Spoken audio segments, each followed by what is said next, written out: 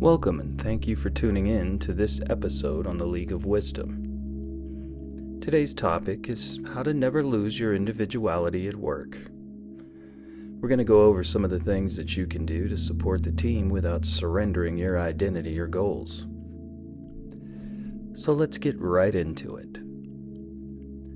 Now, when you arrive at your new job or you've just taken a new leadership position, somewhere between your employee handbook that they hand out or give you a soft copy of, and your first meeting with the team, there may be a subtle, quiet pressure that begins to settle in on you. Now, you've heard it before, and people may be saying it there. You're going to want to be a team player, support our mission, and fit in with the culture. Now, all of these are good ideas until they're not. Because I will tell you, in many workplaces, fitting in equates to quietly fading out. And if you're not careful, you can wake up 3 to 5 to 10 years later realizing that you've become part of a team, but have forgotten who you are. Now, that's the reality that nobody wants to talk about. Organizations have goals. Teams have targets, yes. Departments have priorities, well, of course. And in all of that, there's a question you got to ask yourself. Do I have any goals? Not the goals that they assign you, not the ones that fall underneath the department's priorities or targets or metrics. If not, well, then you're not really leading, are you? You're kind of just orbiting someone else's plan. Now, I want to tell you a quick story here. I call this person the invisible leader. I once knew a manager. They were sharp and loyal and dedicated. She supported every initiative, and boy, she attended every meeting. She became exactly what the company and her boss wanted her to be. Well, that is until her boss and the company didn't want her anymore. And that's usually about the time those layoffs come around. Now, she was invisible because she'd spent years playing along and zero time building her own value. Now, that's not loyalty. I like to call that quietly surrendering.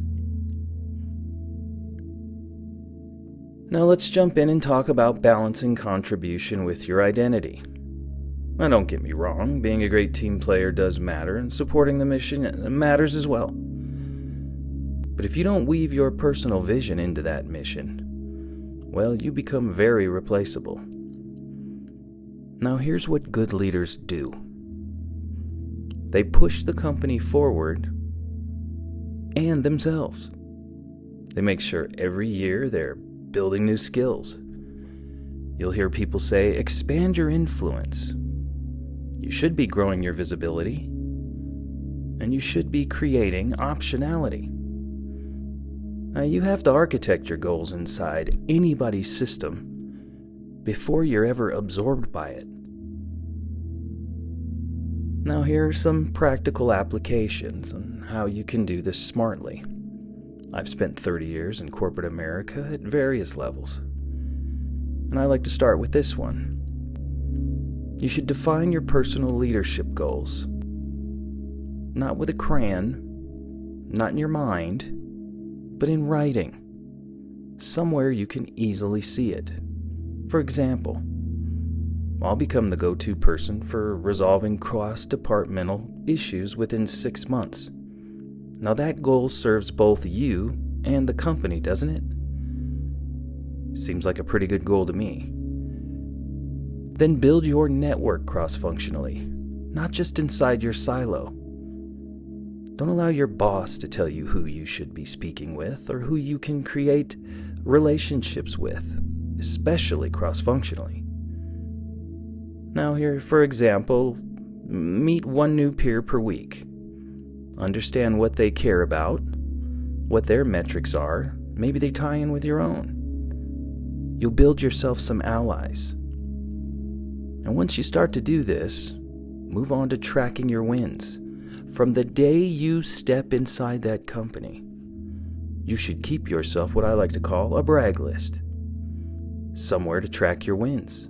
the wins of your team, the things you've accomplished, the goals you've met, and the things you've done outside of those goals. Not just for you, but for your team and for overall visibility. Now here's an example. Like we talked about, you can also maintain an impact log. Quarterly, weekly, monthly. Heck, I don't care, as long as you have one. Send your boss recaps of things, whether they ask for them or not. Maybe you present them in your one-on-ones. Here's where I've made impact this quarter, ma'am or sir. Be proud of what you've done, and be ready to show it off in a concise way. Speak up selectively, and make your voice matter. For example, if there's a better way or a blind spot in a meeting, say, "I wonder if we've considered this." You don't necessarily have to have the answer, but boy, it would be great if you did. So those are just a few things. Some closing reflection here to bring it all home. Now, if you don't define your identity at work, that environment or your boss will define it for you. And the environment always defaults to quiet worker, good team player, nice to have, easy to forget. You weren't hired to disappear. Remember, lead, serve, contribute, but never lose sight of why you're there. Build yourself a mission and build yourself. So in closing here, you should stay strategic. Of course, always stay true to who you are. And let's see what happens.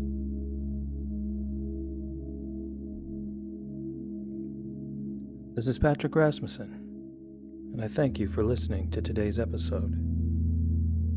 Find more episodes at The League of Wisdom, only on YouTube.